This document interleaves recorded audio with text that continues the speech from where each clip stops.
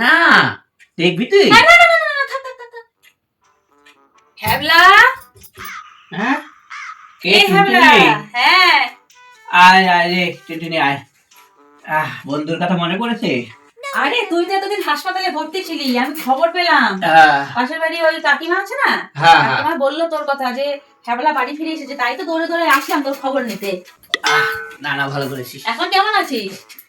আর বলিস না, এখন কেমন আছিস? তোর এই হ্যাবলা বন্ধু মরেই যেত। মানে? মানে আর কি, এই হসপিটালে যখন গেছি, যেদিন থেকে আমি ভর্তি হয়েছি হসপিটালে, হ্যাঁ তারপর থেকে মানে আমাকে একটা ডাক্তার, যে ডাক্তারটা কি সেবা শুশ্রূষা করেছে, আচ্ছা কি বলবো তোকে টুনটুনি, ডাক্তারটা মহিলা ডাক্তার, এত সুন্দরী অপ্সরা দেখতে, বাপরে বাপ, চোখ ঘোরাতে পারবি না তুই, এত সুন্দরী দেখতে। আর সেরকম আমাকে যত্নাদিও করেছে, এত যত্ন করেছে, আমার বউও এত সুন্দর যত্ন করতো না কোনো সময়। তাই নাকি? হ্যাঁ, এত সুন্দর যত্ন করেছে, আর দেখতেও সেরকম। তো ঠিক আছে, ভালো কথা, সেবা শুশ্রূষা করছে। আমি মনে মনে বলি, বাবা এত সুন্দরী একটা ডাক্তার, আমার এখান থেকে যেন সমাজে ছুটি না হয়, আমি যেন এখানেই থাকি,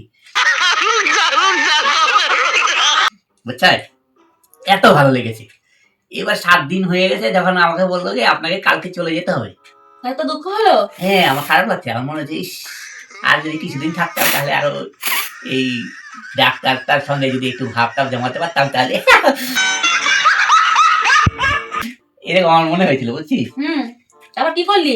তারপরে আর কি, তারপরে হঠাৎ করে আমি বললাম যে আমি চলে যাওয়ার সময়, মানে যখন বাড়ি চলে আসবো, আমি ডাক্তার দিদিমণিকে বললাম যে ম্যাডাম, আপনার সেবা শুশ্রূষার জন্য আমি খুব খুশি, আপনি এত সুন্দর সেবা শুশ্রূষা করেছেন, আপনার এই মানে ঋণ আমি শোধ করতে পারবো না এত। কিন্তু আপনাকে একটা কথা আমি শেষ আমি একটা বলতে চাই, আমি বলবো বলবো ভাবছি, কিন্তু বলতে পারছি না। বলে কি, আপনি কিন্তু আমার মনটা চুরি করে নিয়েছেন। তুই বললি এ কথা? হ্যাঁ, বলে ফেলেছি আমি। আমি কি করবো, আমাকে বলতে হবে, চলে গেলে আর কি বলবো? कौन है ये लोग कहाँ से आते हैं যদি হয় একটু ভাব ভালোবাসা যদি জন্মায়, তারপর তখন বলবো জুতো ছুঁড়ে মারেনি? না না, আমি বলাতে ডাক্তার ম্যাডাম ভয় পেয়ে গেছে। ভয় পেয়ে আমাকে বলে না না না না না, সত্যি কথা বিশ্বাস করুন, আমি আপনার মন চুরি করিনি। বলে আপনি শুধুমাত্র একটা কিডনি আমি চুরি করেছি। সে কি রে? আমি তো শুনে আকাশ থেকে পরে কি বলবো, মনে হচ্ছে যে আমি ভগবান, আমার মাটি ফাঁকা করো, আমি তলায় চলে যাই। अच्छा তোর একটা কিডনি নেই? না, দেখবি তুই? না না না না না, থাক থাক থাক থাক। ও আমার সহ্য হবে না দেখলে। আমার এর জন্য আমি যখন দেখি মানে ঘুমিয়ে আছি, হঠাৎ ঘুম থেকে উঠে আমি দেখি আমার শরীরটা এরকম দুর্বল দুর্বল লাগছে কেন, এত কষ্ট লাগছে কেন। ও বাবা, যখন আমার এই মাথায় হাত বুলিয়ে দিয়েছে, আদর করতো, তখন কি জানতাম এরকম করে আদর যত্ন করে অজ্ঞান করে ওরা ওদের কাজ সেরে নিয়ে। বেশ করেছে, তোর কপালে এটাই হওয়া উচিত। এরা বেশ করবে কেন? কেন? কেন মানে ছুটছুটানি ভাব, কোনো মেয়ে মানুষ দেখলে মানে তো তোর প্রেম নিবেদন কি করতে লাগে। হ্যাঁ, তাকে দেখলেই তোর ইচ্ছা হয় যে তাকে আমি ভালোবাসি, সবাই কি তোকে ভালো লেগে যায়, তাহলে এটাই ভালো হয়েছে তোর। হ্যাঁ, আর দুদিন থাকতিস আর একটা কিডনিও নিয়ে নিত।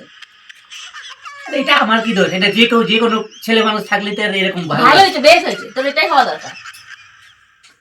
তোর কপাল ভালো, তুই যে চলে এসেছিস রাজি, নাহলে তোর আরেকটা কিডনিও আউট হয়ে যেত, তুই বেঁচেই থাকতিস না। যত কি রকম বান্ধবী আমার এটা?